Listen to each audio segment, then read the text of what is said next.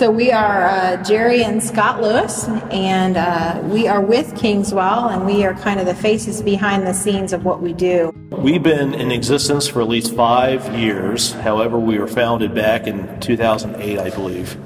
And the overarching vision of Kingswell was to be a seminary, primarily to train pastors and Christian leaders to go into the community, pastor churches, and so on. I think over the last maybe 4 or 5 years, things have actually underwent a paradigm shift where mission has been kind of the driving force behind what we do at Kingswell. So that has kind of taken priority in the way we've shaped and molded our curriculum and how we do training in our missional leadership cohort. So, what does the church look like in the 21st century in engaging mission as being the priority or the prime mover, so to speak, in making the church go forward and to see changes in our communities and our society. So that's kind of a thing that we've been kind of tossing around and thinking about how do we do that. So the very mission and vision of Kingswell, the mission is to cultivate missional leaders and community between Cincinnati and Dayton. And so what we do is enroll 8 to 12 people in a cohort for the purpose of training them how to be missionaries in their context.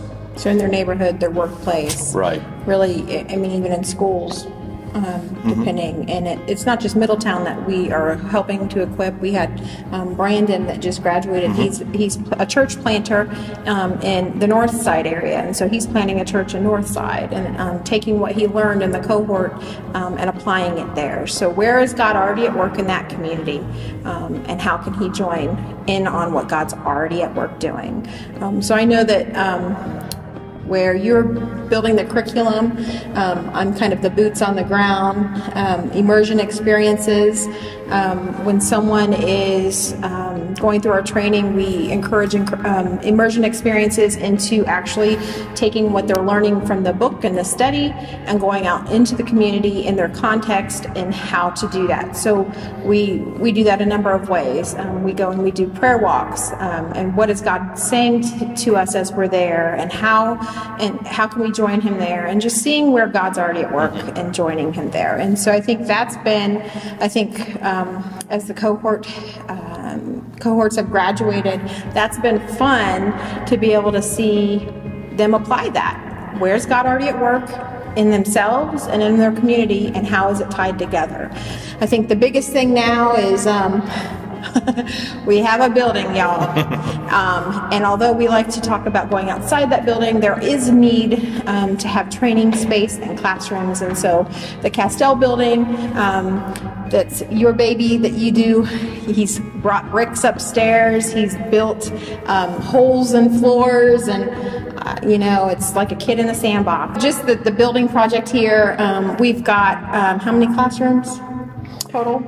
Total of 7, I believe. That's the second and third floor? Yes. So 7 classrooms, and then we've got office space as well as a lounge area where it'll have TVs up on the screen. It'll be kind of a place just to kind of hang out. And then we've got the atrium area, which is the community space that'll be lined with live botanicals and herbs. We've got a pizza place in our building, so why not use fresh herbs from that garden? And so letting it happen organically and building community there. So the space, we want to use that classroom to help equip our leaders, for it to be a space that the city can partner with us on helping equip our leaders in our city in ways that are a little outside the box, and that's okay. And two, I think we'll use the space for small conferences and small equipping sessions for, I think we're talking about doing a human trafficking conference sometime next spring or into the summer. So that's one example, and possibly a missional a missional conference of some sort in May, I believe. So we're looking at.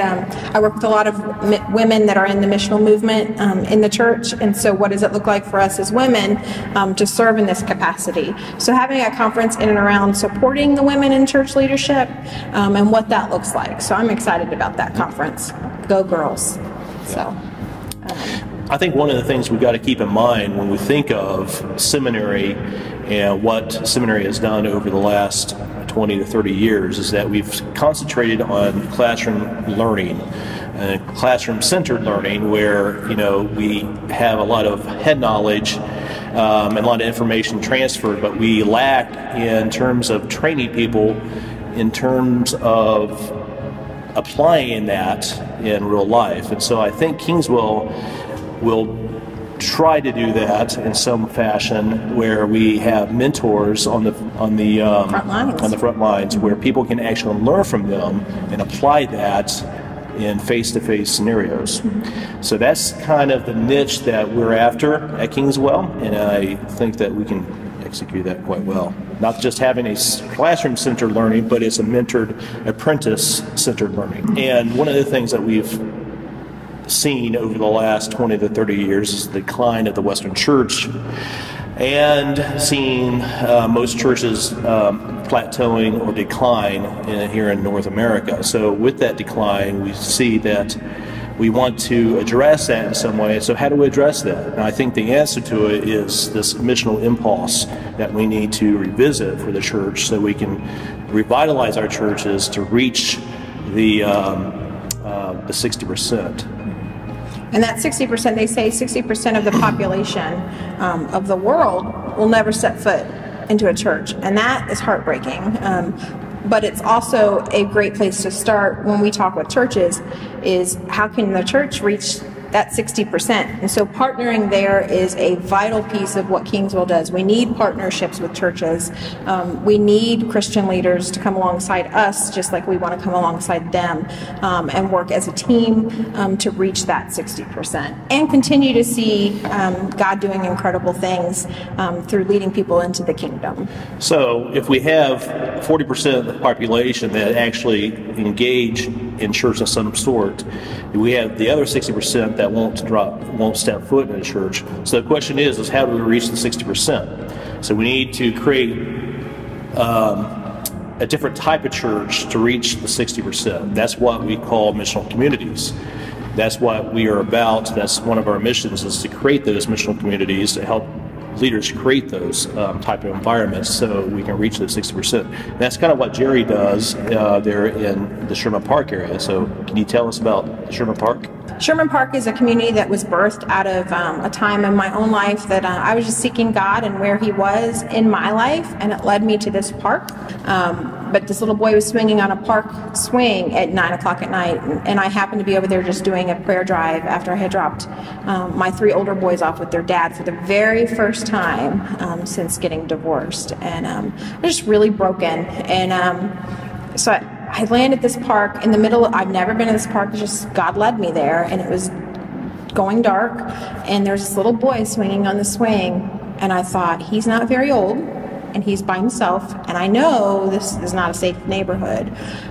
So I just kind of watched him, and he eventually went home. The next day, I found purpose to get up and go check on this park. And so I did that, and that same little boy was at this park again, and he came over to my car and said, "Why are you looking at us at the park?" And I laughed. I said, "It's not like that. You were here so late last night. Why? You were here by yourself. It's not safe." And he proceeded to tell me that his mom worked third shift, and that was the only time that he could go to the park, because that was the only time he was awake, because he slept when she slept, and it was summertime, and all this whole long story. Long story short, I felt God very clearly say, "This is where I'm at, and I need you to join me here." So I did. That was almost 7 years ago. And last fall, and we're getting ready to have another Fall Fest, we had close to 500 people at that park in the middle of Sherman Park, a park that was otherwise forgotten about unless you were a drug dealer, prostitute, or barely able to make ends meet. And you were homeless. But then as I started to get to know the park over the years, especially in the last couple years, just recognizing and having relationships with those that live there. There's some that have lived there for 56 years that I now have relationships with, and they are considered safe houses. And so I've been able to say to these kids that come to this park every day, if mom's not home or you're in an unsafe situation, these are the houses that I trust. And so now these kids know everyone that lives around there, and it's really started to build a community over there. And the families are awesome. We have a couple missionaries that live close to there, and it's just neat to watch. That's an example of a missional community that's birthed because God was already there, and we just joined him there.